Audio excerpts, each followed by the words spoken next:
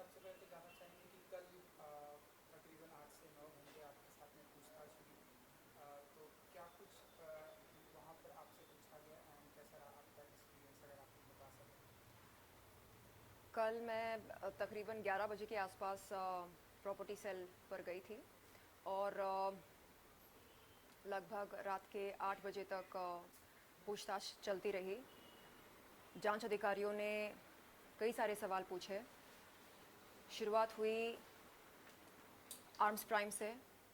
Arms prime के साथ मेरा एग्रीमेंट बना था 26 मार्च 2019 के दिन, और उससे पहले मैं 22 मार्च 2019 के दिन राज कुंद्रा से मिली थी होटल JW मैरियट पर।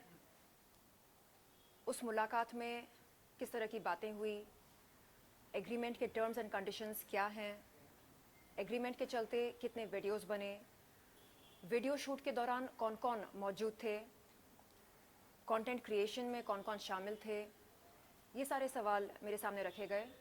और राज कुंद्रा की अन्य कंपनियों के बारे में मुझसे पूछा गया, जैसे हॉट शॉट्स, बॉली फेम वगैरह वगैरह।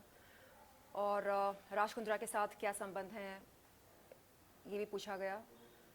एंड मैंने वो सभी जानकारी जांच अधिकारियों के सामने रखी जो मेरे पास थी राज कुंद्रा के बारे में और उनकी कंपनियों के बारे में। एंड वहाँ से निकलने से पहले मैंने सभी जांच अधिकारियों से ये कहा कि यदि वो फ्यूचर में कभी मुझसे फिर से संपर्क करना चाहेंगे तो बेशक कर सकते हैं, और किसी भी सवाल के लिए वो मुझे फिर से बुला सकते हैं। मैं चाहती हूँ कि जो सभी विक्टिम्स हैं इस पोर्नोग्राफी रैकेट में, उनको इंसाफ मिले। मैंने अभी तक मेरी कोई मुलाकात नहीं हुई किसी विक्टिम से। मैं जानना चाहूँगी कि उनसे क्या कहा गया था, उन्हें कैसे गुमराह किया गया था। और मैं चाहती हूँ कि सभी विक्टिम्स, सभी पीड़िताएं आगे आएं और अपना बयान दें, क्योंकि जब तक वो बोलेंगी नहीं तब तक पता कैसे चलेगा कि मोडस ऑपरेंडी क्या था। जी। तो विक्टिम्स तो धीरे धीरे सामने आ रहे हैं। राज कुंद्रा के बारे में आप कुछ कहना चाहेंगी? जो कुछ जानकारी थी मेरे पास राज कुंद्रा के बारे में, वो सब मैंने प्रॉपर्टी सेल के जांच अधिकारियों से बताया। और कुछ बहुत ज़्यादा पर्सनल बातें भी हुई थी कल। अप्रैल 2021 में मैंने जुहू पुलिस चौकी पर एक शिकायत की थी राज कुंद्रा के ख़िलाफ़। उस शिकायत के बारे में कई सारे सवाल पूछे गए।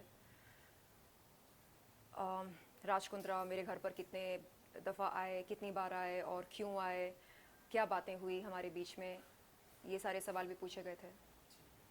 चलिए, तो फाइनली कुछ कहना चाहेंगे अपने फैंस को? जैसे कि हम देख रहे हैं कि धीरे धीरे जो विक्टिम्स है वो भी सामने आ रहे हैं, तो अपने फैंस के लिए कुछ कहना चाहेंगे और लड़कियों के लिए कुछ कहना चाहेंगी जो इन चीज़ों का शिकार हुई हैं? जी, देखिए,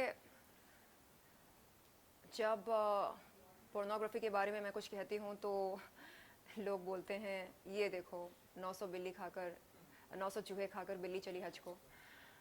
अम, हाँ, 2012 में मैंने प्लेबॉय के लिए शूट किया। हाँ, अम, मुझे बोल्ड कंटेंट शूट करने से कोई परहेज़ नहीं हुआ करता था। लेकिन जब हम कानून के दायरे से बाहर निकलते हैं, जब कानून का उल्लंघन करना शुरू करते हैं, तब हमें खुद से सवाल करना चाहिए कि क्या जो हम कर रहे हैं वो सही कर रहे हैं या नहीं। जिनको पोर्नोग्राफी का शौक़ है वो बेशक करें, देश के बाहर जाकर करें, लेकिन देश के अंदर रहकर देश की भूमि पर यदि आप पोर्नोग्राफी को बढ़ावा दे रहे हैं तो ये कोई भी अथॉरिटी बर्दाश्त नहीं करेगी। तो मेरा उन ट्रोल्स से ये कहना है जो बोलते हैं कि ओहो पोर्नोग्राफी तो हम सब देखते हैं, इसमें क्या बुराई है, अगर आपको देखना हो आप देखें, लेकिन आप ये ना भूलें कि टेलीकम्युनिकेशंस डिपार्टमेंट ने 2005 में सभी पॉर्न वेबसाइट्स पर बैन लगाई थी। गवर्नमेंट ऑफ इंडिया हमें इजाज़त नहीं देता कि हम किसी पॉर्न वेबसाइट पर जाकर पॉर्न देखें। तो जब देश का ये कानून है, हम देश में रहकर क्यों इसका उल्लंघन कर रहे हैं, और वो भी इतने बड़े स्तर पर क्यों? तो मुझे लगता है कि उन सभी लड़कियों को जिन्हें गुमराह किया गया, उन्हें शायद बिल्कुल नहीं पता होगा कि पोर्नोग्राफी से संबंधित हमारे देश में क्या रूल्स हैं और उन रूल्स को फॉलो नहीं करने का अंजाम क्या होता है।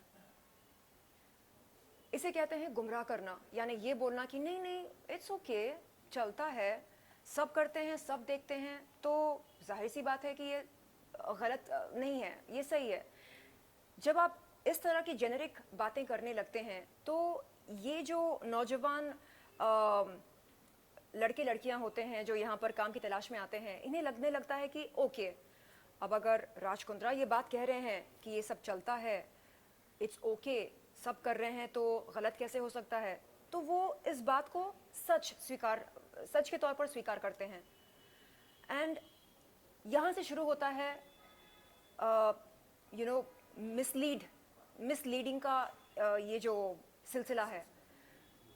तो मेरा उन सभी विक्टिम्स, पीड़िताओं से ये निवेदन है कि आप आगे आएं और बताएं कि आपसे क्या क्या कहा गया था, कैसे आपको अप्रोच किया गया था, कैसे हॉट शॉट्स ने या बॉलीफेम ने या आर्म्स प्राइम ने आपको अप्रोच किया और आपको इस दुनिया में आकर्षित किया। आप बताएं, तभी पता चलेगा कि मोडस ऑपरेंडी क्या था। Thank you so much. Thank you.